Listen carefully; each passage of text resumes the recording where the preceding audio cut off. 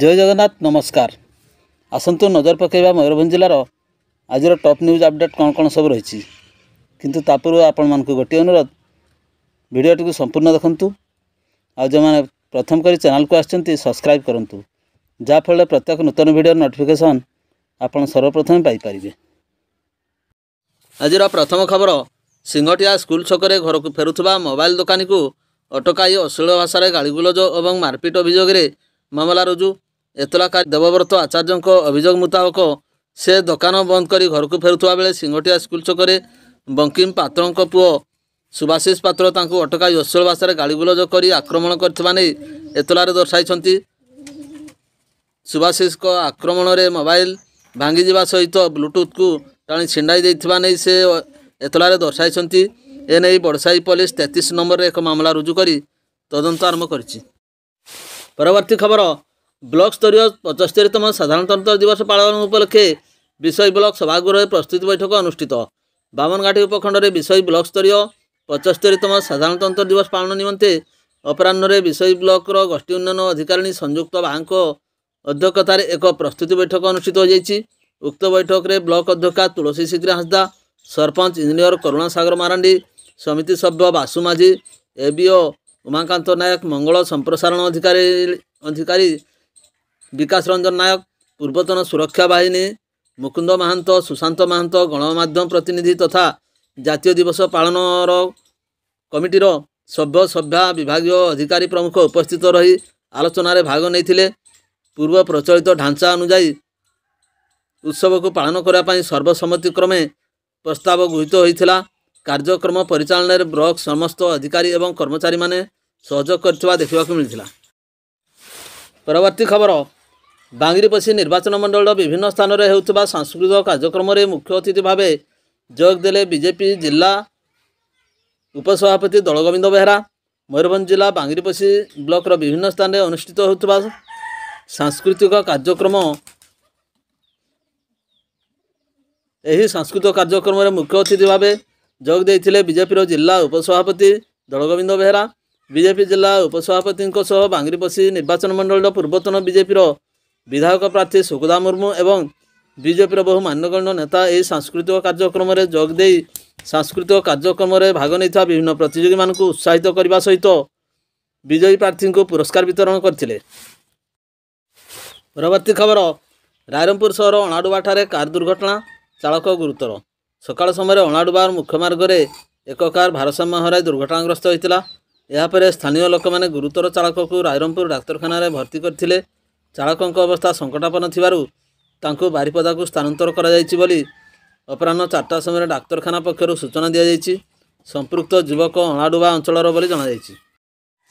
परवर्ती खबर पीएम जन्मन योजन सामिल नहीं 24टी ब्लॉक खड़िया जनजातीय लोक मैंने जिलापाल को भेटी ऑफिस रे देले दायीपत्र। सूचना अनुसार मयूरभंज जिलार 24टी ब्लॉक रे बसवास करथिबा खड़िया जनजातीय लोक मानकु पीएम जन्मन योजन सामिल करा जाय नाही। जाकु नै खड़िया जनजातीय उन्नयन ट्रस्ट पक्षरु शनिवार दिन 2टा समय जिलापाल विनीत भरजा को तांको ऑफिस रे भेटी योजन अंतर्भुक्त करने पाई दायीपत्र देइथिबार सूचना मिलछि। तेबे मयूरभंज जिलार समस्त ब्लॉक रे खड़िया जनजातीय लोक माने बसवास करती। केवल करंजिया और जशपुर 2टी ब्लॉक को खड़िया जनजातीय लोक मानकु सामिल करा जायथिबा बेले अन्य 24 गोटी ब्लॉक रे खड़िया जनजाति मानकु योजनार अंतर्भुक्त करा जाय नाही। यथाशीघ्र उक्त 24 गोटी ब्लॉक रे सर्वे करी वंचित थिबा खड़िया जनजाति लोक मानकु पीएम जन्मन योजना रे अंतर्भुक्त करिया पाई दाबी जणाइथिले। परवर्ती खबर सालबणी ग्राम में हाथी आक्रमण जैनिका 25 वर्षीय युवती गुरुतर होई मेडिकल भर्ती। सूचना अनुसार खाद्य अनुसरण आसथिबा शिमिलीपाल अभयारण्य बाटोहड़ी ग्राम अभिमुखे होइथिबा दंता हाथी किसी दिन धरी विभिन्न अंचल तांडव रचुवा देखा मिलता। तेबे संपृक्त दंता को वन विभाग पक्षर अभयारण्य को घोड़ाई पुनर्बार संपृक्त हाथी खुंटा ब्लॉक अधीन बांग्रा पंचायत रे विभिन्न अंचल विचरण करुवा देखा मिलता। जहाकु नहीं वन विभाग पक्षर दंता हाथीर गतिविधि पर नजर रखिबा सह अभयारण्य को घोड़ाइबा पई प्रयास जारी रही। मात्र सालबणी ग्रामर देहुरी साईर चैतन्य टुडुंकर 25 वर्षीय झील सुमति दंता हाथीर शिकार होते। तेबे गुरुतर अवस्था सुमति को उद्धार कर प्रथमे डुकुरा डाक्तखाना और परे स्वास्थ्य अवस्था गुरुतर होबारु ତାଙ୍କୁ ଉଦଳା ଡାକ୍ତରଖାନାକୁ ସ୍ଥାନାନ୍ତରିତ କରାଯାଇଥିବାର ସୂଚନା ମିଳିଛି। ବର୍ତ୍ତମାନ ସେ ସେଠାରେ ଚିକିତ୍ସାଧୀନ ଅଛନ୍ତି। ପରବର୍ତ୍ତୀ ଖବର, ବରକନ୍ଦ ଏବଂ କହି ପଞ୍ଚାୟତରେ ଆମ ଓଡ଼ିଶା ନବୀନ ଓଡ଼ିଶା ସଚେତନତା କାର୍ଯ୍ୟକ୍ରମ ଯୋଗଦେଲେ ବିଧାୟକ। ମରଡ଼ା ବ୍ଲକର ବହୁବନ୍ଦ ଏବଂ କହି ପଞ୍ଚାୟତରେ ପଞ୍ଚାୟତସ୍ତରୀୟ ଆମ ଓଡ଼ିଶା ନବୀନ ଓଡ଼ିଶା ସଚେତନତା କାର୍ଯ୍ୟକ୍ରମ ବରକନ୍ଦ ପଞ୍ଚାୟତର ଗୁହାଳଡିଆ ଫୁଟବଲ ପଡ଼ିଆ ଏବଂ କହି ପଞ୍ଚାୟତରେ କହିଠାରେ ମହାଆଡ଼ମ୍ବରରେ ଅନୁଷ୍ଠିତ ହୋଇଛି। ଗୁହାଳଡିଆଠାରେ ବରକନ୍ଦ ସରପଞ୍ଚ ରଘୁନାଥ ମାରାଣ୍ଡି ଏବଂ କହି ପଞ୍ଚାୟତରେ ସରପଞ୍ଚ ମାହି ମାଝୀଙ୍କ ପୌରୋହିତ୍ୟରେ ଅନୁଷ୍ଠିତ ଏହି କାର୍ଯ୍ୟକ୍ରମରେ ମୁଖ୍ୟ ଅତିଥି ଭାବେ ମରଡ଼ା ବିଧାୟକ ରାଜେଶ୍ୱର ଦାସ ଯୋଗଦେଇ ଆନୁଷ୍ଠାନିକ ଭାବେ ପ୍ରଦୀପ ପ୍ରଜ୍ୱଳନ କରି କାର୍ଯ୍ୟକ୍ରମକୁ ଉଦ୍ଘାଟନ କରିଥିଲେ। ପରବର୍ତ୍ତୀ ଖବର, ବିଏସ୍ଏନ୍ଏଲ୍ ଟାୱାର 6 ନିକଟରେ ମରଣାନ୍ତକ ଆକ୍ରମଣ, ଯୁବକ ଗୁରୁତର। କରଞ୍ଜିଆ NC 15 ନମ୍ବର ୱାର୍ଡ ବାସିନ୍ଦା ରାକେଶ କରଞ୍ଜିଆ ମଙ୍ଗଳା ମନ୍ଦିର ନିକଟରେ ଥିବା ପେଟ୍ରୋଲ ପମ୍ପରେ ନିଜ ଗାଡ଼ିରେ ପେଟ୍ରୋଲ ଢାଳି ପକାଇ ଫେରୁଥିବା ସମୟରେ ତାଙ୍କୁ ବଣସାହି ପ୍ରଦୀପ ଏବଂ ତାଙ୍କର ଦୁଇ ପୁଅ ଲକି ଏବଂ ଅଜିର ବିଏସ୍ଏନ୍ଏଲ୍ ଟାୱାର ଛକ ନିକଟରେ ଲୁହାରଡ଼ ଏବଂ ଭୁଜାଲି ସାହାଯ୍ୟରେ ସନ୍ଧ୍ୟା ପ୍ରାୟ 7 ଘଟିକା ସମୟରେ ମରଣାନ୍ତକ ଆକ୍ରମଣ କରିଥିଲେ। ତାଙ୍କୁ ସ୍ଥାନୀୟ ଲୋକମାନେ ଉଦ୍ଧାର କରି କରଞ୍ଜିଆ ଉପଖଣ୍ଡ ଚିକିତ୍ସାଳୟରେ ଚିକିତ୍ସା ପାଇଁ ଭର୍ତ୍ତି କରିଥିଲେ। ତାଙ୍କ ଅବସ୍ଥା ଗୁରୁତର ହେବାରୁ ତାଙ୍କୁ କେନ୍ଦୁଝର ଜିଲ୍ଲା ମୁଖ୍ୟ ଚିକିତ୍ସାଳୟକୁ ରାତ୍ରି ପ୍ରାୟ 8 ଘଟିକା ସମୟରେ ସ୍ଥାନାନ୍ତରିତ କରାଯାଇଥିବା ସୂଚନା ମିଳିଛି। ପରବର୍ତ୍ତୀ ଖବର, ଆଦିବାସୀ ବହୁଳ ମୟୂରଭଞ୍ଜ ଜିଲ୍ଲାରେ ଡାକ୍ତର ଅଭାବ ଯୋଗୁଁ ସମସ୍ତଙ୍କ ପାଖରେ ସ୍ୱାସ୍ଥ୍ୟସେବା ପହଞ୍ଚୁନଥିଲା। ବିଶେଷତଃ ଦୁର୍ଗମ ଇଲାକାରେ ଲୋକମାନେ ଉପଯୁକ୍ତ ସେବାରୁ ବଞ୍ଚିତ ହୋଇ କ୍ୱାକ୍ ବା ଗୁଣିଆଙ୍କ ଭରସାରେ ରହୁଥିଲେ। ତେବେ ଏହି ସମସ୍ୟା କିଛି ମାତ୍ରାରେ ଦୂର ହେବାକୁ ଯାଉଛି। 5T ଯୋଜନାରେ ଉନ୍ନତ ଭିତ୍ତିଭୂମି ଗଠନ ପରେ ଏବେ ଡାକ୍ତର ପଦବୀ ପୂରଣ ପାଇଁ ସରକାରଙ୍କ ପକ୍ଷରୁ ପ୍ରକ୍ରିୟା ଆରମ୍ଭ ହୋଇଛି। ସାରା ରାଜ୍ୟରେ 2290 ନୂଆ ଡାକ୍ତର ନିଯୁକ୍ତି ପାଇଥିବା ବେଳେ ସେଥିରୁ ମୟୂରଭଞ୍ଜ ସର୍ବାଧିକ 175 ଜଣ ଡାକ୍ତରଙ୍କୁ ନିୟୋଜିତ କରାଯାଇଛି। ସେଥିରୁ 8 ଜଣ ଉଚ୍ଚଶିକ୍ଷା ପାଇଁ ଛୁଟିରେ ରହିଛନ୍ତି ଏବଂ 169 ଜଣ କାର୍ଯ୍ୟରେ ଯୋଗ ଦେଇଛନ୍ତି ବୋଲି ଜିଲ୍ଲା ମୁଖ୍ୟ ଚିକିତ୍ସା ଓ ଜନସ୍ୱାସ୍ଥ୍ୟ ଅଧିକାରୀ ଡକ୍ଟର ରୂପଭାନୁ ମିଶ୍ର କହିଛନ୍ତି। ନୂଆ ନିଯୁକ୍ତି ମଧ୍ୟରୁ ଜିଲ୍ଲା ମୁଖ୍ୟ ଚିକିତ୍ସାଳୟରେ 36 ଜଣ ଡାକ୍ତର ରହିବେ। ପୂର୍ବରୁ ସେଠାରେ 73 ଜଣଙ୍କ ସ୍ଥାନରେ ମାତ୍ର 43 ଜଣ ଡାକ୍ତର ଥିଲେ। 30ଟି ପଦବୀ ପାଇଁ ପଡ଼ିଥିଲା। ଏବେ ଆବଶ୍ୟକତାରୁ ଅଧିକ 6 ଜଣ ଡାକ୍ତର ନିଯୁକ୍ତି କରାଯାଇଥିବାରୁ ଆଉ ଚିକିତ୍ସାରେ ଅସୁବିଧା ହେବନି ବୋଲି ଆଶା କରାଯାଉଛି। ସେହିପରି ରାଇରଙ୍ଗପୁର, ଉଦଳା, କରଞ୍ଜିଆ ଉପଖଣ୍ଡ ଚିକିତ୍ସାଳୟକୁ 12 ଜଣ ଲେଖାଏଁ ଡାକ୍ତର ଯାଇଛନ୍ତି।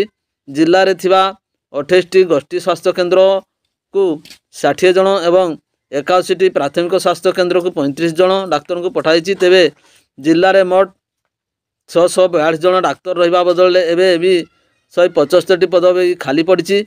ଏହି ପଦବୀ ପୂରଣ ନିମନ୍ତେ ସରକାର ତୁରନ୍ତ ପଦକ୍ଷେପ ନେବେ ବୋଲି ଜିଲ୍ଲାବାସୀ ଆଶାବାଦୀ ରହିଛନ୍ତି। ପରବର୍ତ୍ତୀ ଖବର, ରାଇରଙ୍ଗପୁର ଟାଉନ ଥାନା ନିକଟରେ ଜଣେ ସାମ୍ବାଦିକଙ୍କୁ ସଂଘବଦ୍ଧ ଆକ୍ରମଣ ହେବାରୁ ସେ ଗୁରୁତର ଅବସ୍ଥାରେ ଡାକ୍ତରଖାନାରେ ଚିକିତ୍ସିତ ଅଛନ୍ତି। ଅଭିଯୋଗ ଅନୁଯାୟୀ ରାଇରଙ୍ଗପୁର ଅଞ୍ଚଳ ସାମ୍ବାଦିକ ରାକେଶ କୁମାର ଶର୍ମା ଘରେ ଥିବା ସମୟରେ ତାଙ୍କୁ ଏକ ଅଜଣା ମୋବାଇଲ ନମ୍ବରରୁ ଫୋନ୍ ଆସିଥିଲା। ଫୋନ୍ରେ ଯୁବକ ଜଣକ ରାଇରଙ୍ଗପୁର ମେଡ଼ିକାଲ ନିକଟରେ ଡାକିଥିଲେ। ରାକେଶ ନିଜ ବାଇକ୍ରେ ମେଡ଼ିକାଲ ଯାଉଥିବା ସମୟରେ ଟାଉନ ଥାନା ଓ SBI ବ୍ୟାଙ୍କ ପାର୍ଶ୍ୱରେ 10ରୁ 12 ଜଣ ଯୁବକ ତାଙ୍କୁ ଅଟକାଇ ମିଥ୍ୟା ଖବର କାହିଁକି ପ୍ରକାଶ କରୁଛୁ କହି ଗାଳିଗୁଲଜ କରିବା ସହିତ ଜୀବନର ମାରିଦେବାକୁ ଧମକ ଦେଇଥିଲେ। ସେହି ସମୟରେ ପଛପଟୁ ଜଣେ ଯୁବକ ଏକ ମାରଣାସ୍ତ୍ରରେ ତାଙ୍କ ମୁଣ୍ଡକୁ ଶକ୍ତ ଆଘାତ ଦେଇଥିଲା। ମୁଣ୍ଡରେ ପ୍ରଚୁର ରକ୍ତସ୍ରାବ ହେବାରୁ ତଳେ ପଡ଼ି ଅଚେତ ହୋଇ ପଡ଼ିଥିଲେ। ଆକ୍ରମଣକାରୀ ଘଟଣାସ୍ଥଳରୁ ଫେରାର ହୋଇଯାଇଥିଲେ। ଘଟଣା ଦେଖି ଅନ୍ୟ ଜଣେ ସାମ୍ବାଦିକ ତାଙ୍କୁ ଉଦ୍ଧାର କରି ରାଇରଙ୍ଗପୁର ଉପଖଣ୍ଡ ଚିକିତ୍ସାଳୟରେ ଭର୍ତ୍ତି କରିଥିଲେ। ଖବର ପାଇ SDPO ଗୋକୁଳାନନ୍ଦ ସାହୁ, ଥାନା ଅଧିକାରୀ ସୁରେନ୍ଦ୍ର ମହାଳେ ହସ୍ପିଟାଲରେ ପହଞ୍ଚି ଘଟଣାର ତଦନ୍ତ ଜାରି ରଖିଛନ୍ତି। ଉକ୍ତ ଘଟଣାକୁ ମୟୂରଭଞ୍ଜ ସାମ୍ବାଦିକ ସଂଘ ନିନ୍ଦା କରିବା ସହ ଆକ୍ରମଣକାରୀଙ୍କ ବିରୋଧରେ କାର୍ଯ୍ୟାନୁଷ୍ଠାନ ଗ୍ରହଣ କରିବାକୁ ଦାବି କରିଛନ୍ତି। ପୁରୁଣାପାଣି ଗ୍ରାମର କିଛି ଯୁବକଙ୍କ ବିରୁଦ୍ଧରେ କେସ୍ ନମ୍ବର 34/24ରେ ପୁଲିସ ଏକ ମାମଲା ରୁଜୁ କରି ତଦନ୍ତ ଜାରି ରଖିଛି। ପରବର୍ତ୍ତୀ ଖବର, କରଞ୍ଜିଆ ବ୍ଲକ ଚଢ଼େଇବଳ ନିକଟରେ ବେଆଇନ ବାଲି ଚାଲାଣ କରୁଥିବା ବେଳେ କରଞ୍ଜିଆ ତହସିଲଦାର ପକ୍ଷରୁ 2ଟି ଟ୍ରାକ୍ଟର ଜବତ ହେବା ସହ 35,000 ଟଙ୍କା ଜରିମାନା ଆଦାୟ ହୋଇଛି। ଘଷଦା ଗାଁର ତାପସ କୁମାର ବାରିକଙ୍କ ଟ୍ରାକ୍ଟର ନମ୍ବର OD0911E9683 ଓ ଅନ୍ଧାରଝୁରି ଗାଁର ବାବୁଲି ମହାନ୍ତଙ୍କ ଟ୍ରାକ୍ଟର ନମ୍ବର OR09D2232 ବାଲି ବୋଝେଇ କରି ଯାଉଥିବା ଖବର ପାଇ କରଞ୍ଜିଆ ଅତିରିକ୍ତ ତହସିଲଦାର ନିତ୍ୟାନନ୍ଦ ସେଠୀ, ଚଢ଼େଇବଳ ରାଜସ୍ୱ ନିରୀକ୍ଷକ ଚନ୍ଦନ କୁମାର ସିଂ ଓ ଜୟନ୍ତୀ ହାସଦାଙ୍କ ସହ कर्मचारी घटनास्थल पहुंची उभय ट्राक्टर को जबत करथिले। सेमानଙ୍କଠାରୁ ଯଥାକ୍ରମେ 15,000 ଏବଂ 20,000 ଟଙ୍କା ଜରିମାନା ଆଦାୟ କରାଯାଇଛି।